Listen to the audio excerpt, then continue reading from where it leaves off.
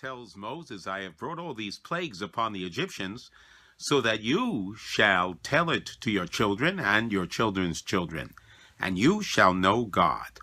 When you look at this verse, it seems to be out of order. If you're going to talk to your children and children's children, you got to know God first. So it should say, know God and tell it to your children and your children's children. But it's in reverse. There's another question here. Why is the Torah saying, tell it to your children and to your children's children? There was a great Torah giant who lived in New York in the 1930s, Rabbi Shlomo Hyman. He was a Rosh Yeshiva. He would give deep Talmud lectures. And he was also known for the way he delivered his lectures. He would put energy and passion. He would move his arms, and at the end of the Torah, at the end of his session, he would sometimes be so exhausted he would collapse into a chair. In the winter of 1939, there was a big snowstorm, and only 4 students showed up to his class. Yet, to their surprise, he was delivering his Talmud class with the same strength, with the same animation, with the same passion. And the students were concerned for his energy, and somebody raised his hand and said, Rebbe, there's only 4 of us.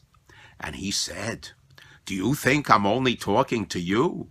I'm talking to your children and to your children's children and their children. I'm talking to your students' students, and to their students.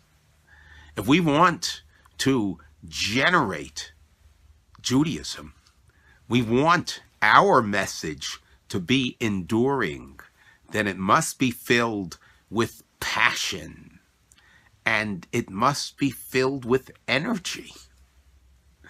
And in a way that is so strong and loving that it will be enduring from generation to generation.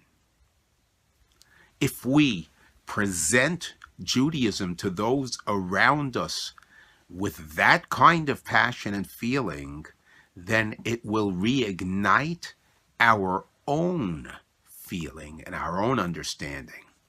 And that's why the verse says, tell it to your children and your children's children. Tell it to your children, that it will last to your children's children and children's children and children's children. And if you present to your children and to those around you your feelings for Judaism presented in such a passionate way, then it will reignite your own feeling and your own connection to God. Have a fabulous and beautiful Shabbos.